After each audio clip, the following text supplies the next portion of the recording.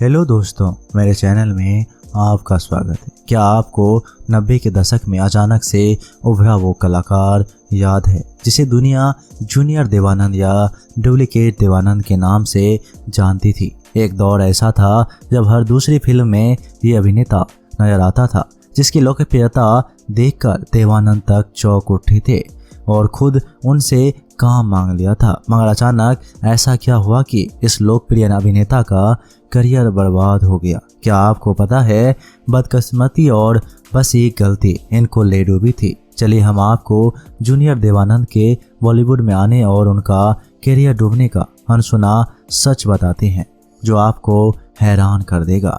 90 के दशक में हिंदी फिल्म में देवानंद के स्टाइल करता एक एक्टर भरपूर मनोरंजन किया करता था। हैरानी नहीं होगी कि अगर आप भी उनको जूनियर देवानंद या डुप्लीकेट देवानंद पुकारा करते हो, क्योंकि बहुत कम ही लोग ऐसे होंगे जो इनका असली नाम जानते होंगे। इनका नाम किशोर है। किशोर आनंद भानुशाली बम्बई के गुजराती परिवार में 13 मार्च 1962 को पैदा हुआ। किशोर के फिल्मों में आने की कहानी बड़ी फिल्मी है। पिता बोरिया का बिजनेस किया करते थे। एक दुकान थी जिससे पूरा घर चलता था। दूर दूर तक फिल्मों से कोई नाता नहीं। वैसे भी पिता फिल्मी दुनिया को पसंद नहीं किया करते। 1971 की बात है। किशोर 8-9 साल के रहे होंगे। स्कूल में एक दिन उनका दोस्त परेश बोला, यार तू देवानंद जैसा दिखता है। किशोर झट से बोला, कौन?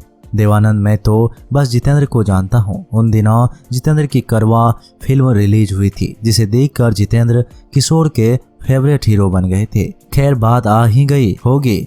2 साल बीते और साल 1973 की बात है। जाड़े की छुट्टियां हुई तो किशोर पालघर अपने मामा के घर गए हुए थे। वहीं उनको पता लगा कि देवानंद की फिल्म ये गुलिस्तान हमारा सिनेमा घर में लगी हुई थी। किशोर जीत करके पहुंच गए। देवानंद को देखने पहली बार उनको देखा तो दिल खुश हो गया। घर आए और खुद को शीशे में निहारा तो दोस्त की बात सच लगे। कुछ देव साहिब से मिलते थे। बस उसी दिन से गले में रुमाल डाला और गर्दन झुकाकर उनके स्टाइल कॉपी करनी शुरू कर दी और बन गए जूनियर देवानंद।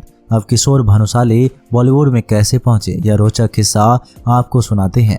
हुआ ये कि जूनियर देवानंद बनकर उन्होंने स्कूल के नाटकों में एक्टिंग शुरू कर दी। थोड़ा बड़े हुए तो स्टेज शो भी करने लगे, मगर कमाई नहीं हो पाती थी। किसी ने कहा देवानंद जी से मिलो, वो फिल्मों में काम दिलवा देंगे। किशोर साइकिल से पहुंच गए देव साहिब के बंगले।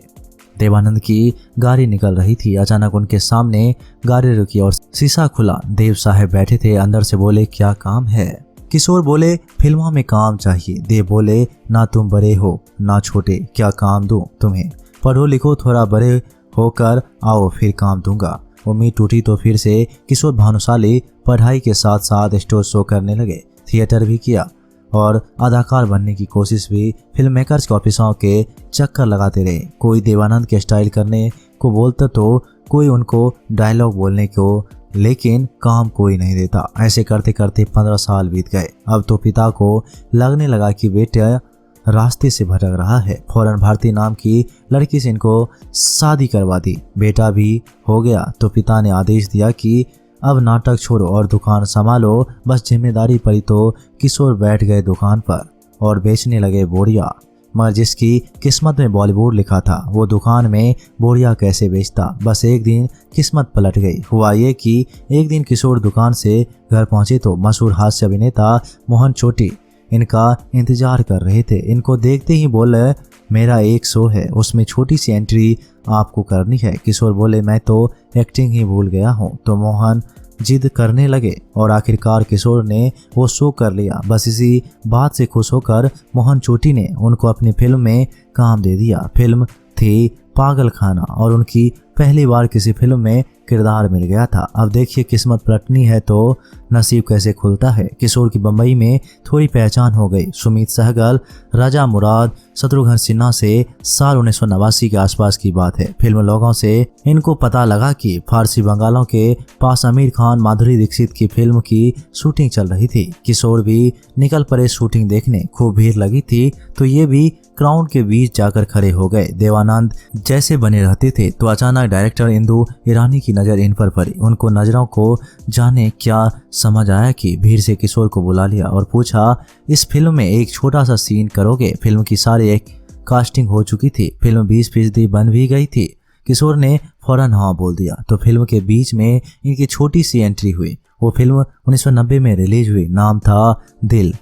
फिल्म सुपर हिट हो गई। साथ ही एक पार्टी में अनुपम खेर के साथ देवानंद बने किशोर भानुशाली का टकराने वाला सीन भी छा गया। बस वहीं से जूनियर देवानंद का करियर चल पड़ा। अचानक उनकी किस्मत ऐसी चमकी कि बॉलीवुड में हल्ला मच गया कि देवानंद का डुप्लीकेट आया है। उनके स्टाइल में गजब की कॉमेडी करता है। फौरन ही उनको मेहुल कुमार ने अपनी फिल्म मीत मेरे मन में फिर देवानंद बना दिया। यहाँ एक बड़ी रोचक घटना हुई। किशोर का नाम जिस रफ्तार से उठा था उस रफ्तार से उनको ऑफर नहीं आ रहे थे। एक दिन सेट पर उनकी मुलाकात रजा मुराद से हुई, जिसने उनकी पहले से पहचान थी। किशोर ने अपना हाल बताया तो रजा मुराद मुस्कुरा उठे और बोले, जब किसी के पास तुम्हारा नंबर ही नहीं तो कैसे कोई ऑफर आएगा। बस अगले दिन प्रेस वालों को बुलाकर किशोर का टेलीफोन नंबर लिखवाया। बस फिर क्या था, चढ़ते सूरज दिख रहे थे। किशोर को धरा कर फिल्मों के ऑफर आने शुरू हो गए। हर कोई अपनी फिल्म में उनको देवानंद बनाने लगा। किशोर भी बिना सोचे समझे दोनों हाथों से ऑफर बटोरने लगे। एक फिल्म को तरसने वाले अभिनेता के पास एक साथ ही 10 से 12 फिल्में आ गई। अचानक उनका नाम ऐसा उठा कि देवानंद का उनको बुलावा आ गया। किशोर उनके बंगले पर पहुंचे तो देव साहब बोले, तुम्हारी फिल्म दिल देखी, अच्छा काम करते हो, थोड़ी फिल्में हमें भी दिलवा दो। देव साहब से मुलाकात के बाद किशोर आगे बढ़ते रहे। 1991 में एक साथ 3 फिल्में आई। इनमें रामगढ़ के शोले तो अभिनेताओं के डुप्लीकेट को लेकर बनाई गई। इसमें किशोर ने भी देवानंद की गजब की एक्टिंग की। पूरे 90 के दशक में किशोर देवानंद के डुप्लीकेट बनकर छाए रहे। दिल का क्या कसूर, जागृति, गोपी किशन, सबसे बड़ा खिलाड़ी, बरसात, खिलाड़ियों का खिलाड़ी, मोहब्बत, मिस्टर एंड मिसेज, खिलाड़ी, घरवाली, बाहरवाली, आंटी नंबर 1 और बड़े मियाँ छोटे मियाँ जैसी कितनी ही फिल्मों में किशोर देवानंद बने नजर आए।